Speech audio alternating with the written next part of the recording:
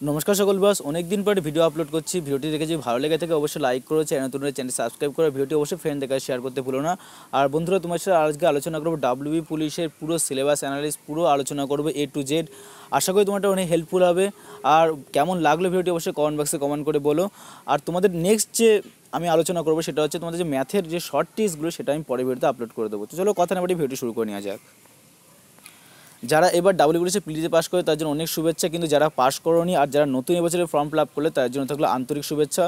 আর দেখো, পাস করার জন্য যেগুলো তোমাদের ফার্স্ট করতে হবে আর সেই চ্যাপ্টারগুলো ভালো করে পড়তে হবে, যেগুলো তোমাদেরকে দেখিয়েছি সেইখান থেকেই প্রশ্ন এসেছিলো আগের বারও আর পরের বারও আসবে। আর তোমাদের মাথায় একটা জিনিস টার্গেট রাখতে হবে, অন্তত তোমার 50-এর টার্গেট নিয়ে যেতে হবে। 50-এর টার্গেট নিয়ে পেলে আমি 40 পেতে পারি। আর এখন যে প্রি এক্সাম হচ্ছে 30-এর থেকে 30-35-এ পাস করে দেওয়া হয়ে থাকে, এটা নিয়ে কোনো চাপের বিষয় নেই। তাই তোমাদেরকে বলবো 50 টার্গেট নিয়ে যাও, 50টা ঠিক করার চেষ্টা করো, অবশ্যই তোমার নাম আসবে পিলিতে। তো চলো কথা না বাড়িয়ে দেখা যাক ম্যাথে তোমাদের কী করতে হবে। দেখো, ম্যাথে শতকরা, লাভ ক্ষতি, ট্রেন, সরল সুদ, জটিল সুদ, গড়, নাম্বার সিস্টেম, সময় দূরত্ব, নৌকা স্রোত, অনুপাতের মিশ্রণ, সরল। দেখো, এই 11টি লেসেন ভালো করে তুমি করতে পারো, তুমি প্রশ্ন কমন পাওয়ার ভালোভাবে তুমি কিন্তু অঙ্কর দিকটাতে পাস করে যেতে পারবে। অঙ্কর প্রশ্নগুলো তুমি ভালোভাবে কিন্তু অ্যান্সার করতে পারবে। দেখো, শতকরাতে কেমন অঙ্ক আসতে পারে বললে, একটা জিনিস এত টাকায় বিক্রি করলো, একটা জিনিস এত টাকা কিনেছে, এত টাকা বিক্রি করলো, তাহলে হচ্ছে তোমার কত লাভ বা ক্ষতি হলো। বা একটা জিনিসের দাম এত, তাহলে তার ক্রয় 10% ক্ষতি হলো, তার ক্রয় মূল্য কত ছিল। একদম বেসিক কিছু অঙ্ক দেয় পিলিতে, এমন কিছু কঠিন অঙ্ক দেয় না। লাভ ক্ষতি বলো, ট্রেন সংক্রান্ত বলো, বা জটিল সরল সুদ বলো, বেসিক তুমি যদি সূত্র জেনে থাকো অবশ্যই তুমি পারবে, কোনো চিন্তা নেই।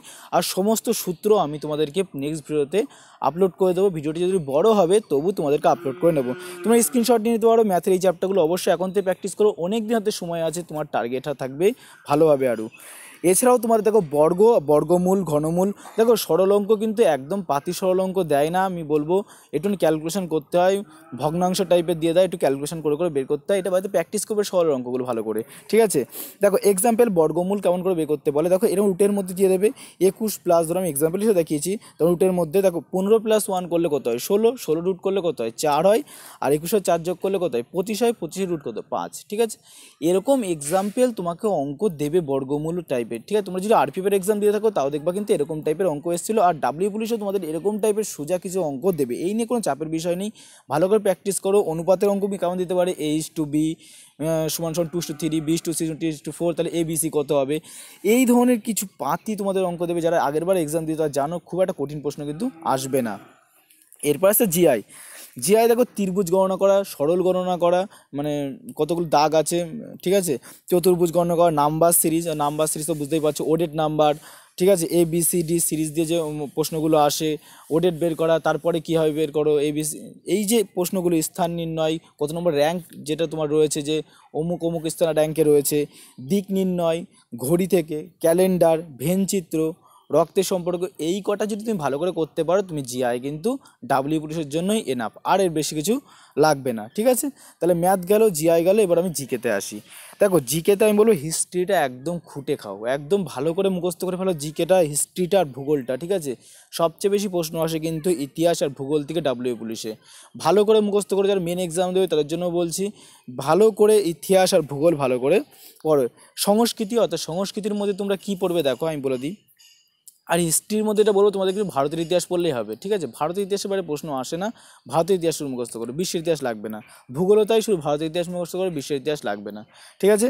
আর সংস্কৃতি ক্ষেত্রে অর্থাৎ ওই যে ধরো কার কী ছদ্মনামে ডাকা হয়, কোন লেখকের কোন ছদ্মনাম, ঠিক আছে, এটা ভালো করে পড়বে। কোথায় কী নৃত্য হয়, এইগুলো কিন্তু আসে পরীক্ষায়, এটা ভালো করে পড়বে, তাহলে সংস্কৃত দিকটা ক্লিয়ার হয়ে যাবে, ঠিক আছে। এবার জেনারেল নলেজ, অর্থাৎ জেনারেল নলেজ বলতে অর্থাৎ প্রথম মহিলা মুখ্যমন্ত্রী, প্রথম মহাকাশচারী, যে এই যে চার্টগুলো থাকে না, ভারতের প্রথম মহিলা, ভারতের প্রথম পুরুষ, তারপরে হচ্ছে ধরো কোন ক্ষেত্রে বর্ডার লাইনে কোনটা কাকে বলা হয়, তাকে ম্যাকমোহন লাইন কার্ড, টুয়াল লাইন কার্ড, এই যে প্রশ্নগুলো থাকে, এই জেনারেল নলেজ, এই জেনারেল নলেজগুলো ভালো করে পড়বে। এগুলো পড়লেই এখান থেকে অনেক প্রশ্ন সবচেয়ে বেশি কমন আসে। খেলাধুলা, অর্থাৎ খেলাধুলা হচ্ছে কোন খেলার সঙ্গে কোন কথাটি যুক্ত আছে, কোন খেলায় কোন প্লেয়ার নেওয়া হয়, সামনে যে ধরো অলিম্পিক গেম কবে হবে, কমনওয়েলথ গেমস কবে হবে, এই বিষয়গুলো ভালো করে একটুখানি পড়ে গেলেই হবে। বা কোন খেলোয়াড় কোন কোন প্লেয়ার কোন খেলার সঙ্গে যুক্ত, এইগুলো ভালো করে পড়লেই খেলাধুলাটা কমপ্লিট হবে। এবার দিবস দিবস বলতে হচ্ছে কোন দিন মাতৃদিবস কবে পালন করা হয়, এরকম টাইপ যে প্রশ্নগুলো হবে সেই প্রশ্নগুলো ভালো করে পড়বে। আচ্ছা সংবিধানটা খুব ভালো করে পড়বে, কারণ সংবিধান থেকে ডাব্লিউ পুলিশে সবচেয়ে বেশি প্রশ্ন তোমরা কমন পাবে এই বছরের জন্য।